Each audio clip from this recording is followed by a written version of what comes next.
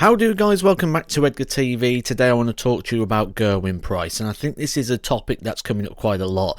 All the time in my comment sections, in the videos, I do hang out down there guys, we chat quite a bit down there, and there's a lot of people discussing Gerwyn Price and a possible retirement. There's one just yesterday on the video I did about ranking movers and going up. Now I'm not picking this comment out, there's loads of comments, just like that's the most recent one, so it's the easiest one for me to find in regards to seeing this conversation. Now, where does this stem from is what I first want to pick up. Now, the first thing to think about is Gerwyn Price is essentially the Happy Gilmore of darts. If you haven't seen Happy Gilmore, it's a film, Adam Sandler movie, where he wants to be a professional hockey player, but actually he ends up being a golfer because he's better at it. Gerwyn Price, we know his passion, his desire, his love is rugby, and something that is constantly talked about, maybe going back to, something he'd like to, but, you know, obviously with his career now and age and different things changing, maybe not the greatest idea, but he did recently do some training in the sport and did actually tease a potential return to the sport, but sort of shelved that the same way sort of with the boxing as well, when he realised how dangerous that was to his potential darts career as well. Now, Gerwyn Price, we know as darts wasn't his love. Like, if you're watching this channel, you're probably passionate about darts the same way I am, in the fact that darts is something you've watched since a young age and you've supported and followed the sport all the way through. Gerwyn Price came into this quite late in age, and it's amazing that he still managed to become world champion and world #1, and is still heavily in the top 16. Now, Gerwyn Price is always somebody who spoke about potential retirement a couple of years ago, mentioned retirement in terms of maybe a 4-year plan or a 6-year plan. But he sparked off a lot of this controversy when he had an interview with Phil Bars from Online Darts, and I'm going to play a little clip of that for you now. Another 6-7 years to go. That's me probably done, but you know, I'll never just chuck my darts away and or hang them up, so to speak. I'll always keep going, but as far as the Pro Tours Europeans, I'll probably put them on the back burner and do as much as I can in the TV events, and as long as I'm guaranteed money, I'm not going to throw that away. I'm just going to keep going, but yeah, I'm going to slow down sooner rather than later, I think. 2 bits off of what you said there, because I like picking up on what you say, because I love the way your mind works. The guaranteed money and the tournaments that you want to play in. I know it's a long way away, yeah? Yeah, but like Phil Taylor just gives his card away, and he's probably guaranteed to be in everything the year after, won the match play, got to the World Championship final, and you know, he's guaranteed X amount of money the following year and just throws it away. I wouldn't do that. You know, I'm gonna still do as many TV events. If they invite me to Premier League, well, I'm outside the top 32 in the world, I'll probably do it. If they're going to invite me to World Series, I'll do it. But as far as the Pro Tours and Europeans and chasing things, that's probably where I'll stop. But as long as I'm in the top 16 and in TV events, then I'll just keep doing it. So that's only a little slice of it. Now, in that interview, he talks about retirement and what it might be. Again, go check out the full video if you want to see. It's down, linked in the description below. Now, there's a couple of things that I pick out there. Yes, Gerwyn Price talks about winding it down. Yes, he talks about sort of stepping back a little bit, but that's kind of what all the top players have done. If you think about Phil Taylor, you'd never have seen Phil Taylor at a Pro Tour. Very rarely. When Michael van Gerwen was at his peak, very rarely would you see him at a Pro Tour. And nowadays, you see a lot of people skipping them. Luke Littler's skipping them at the moment. You see Luke Humphries skipping some Pro Tours. The Pro Tours are not that important when you're up there on the big stages and you're winning regularly. So, I think what I see in there is potential a scaling down the diary, but I don't see a concern there that maybe we're going to see Gerwyn Price step away from the game. Now, there has been a dip in form. That's evident. You know, you wins and losses are easy to see. Now, I've had the privilege of sitting and watching a lot of Gerwyn Price games, calling a lot of them due to the fact of my job now with commentary. I get a front row seat, a great seat in regards to watching these games, and he's very close to his best. He's not far off. Statistically, he's still the same. What he's doing at the moment is he's just missing a couple of those opportunities.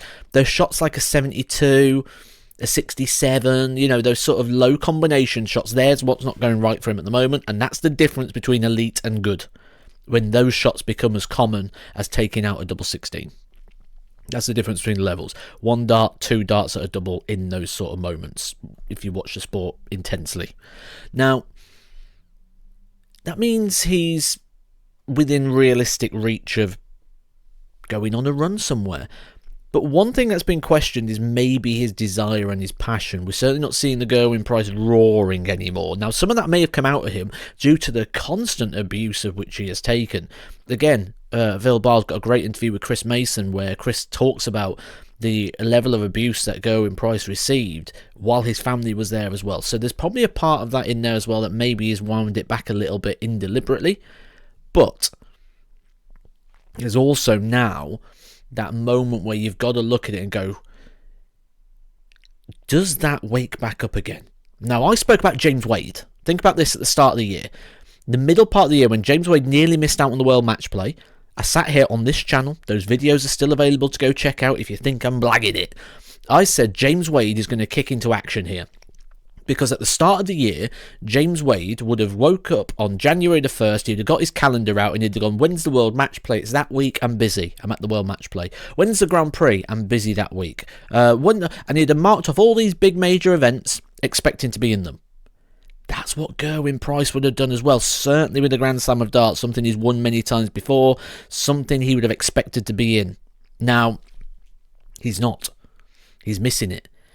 And that could be the thing that wakes him up, because when we take a look at a recent Instagram post, take a look at this. This is what Gerwyn Price put out. He put, when the last 10 years have been constant travelling, darts, or downtime with the family, you lose touch with everything else going on around you.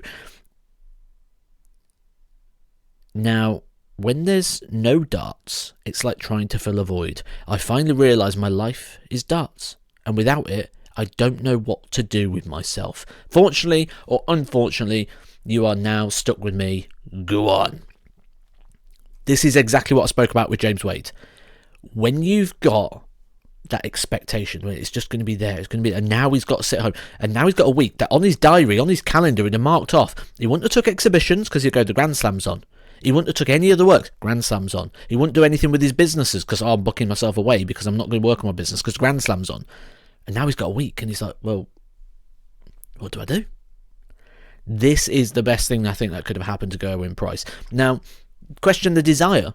That's something I've seen quite a lot.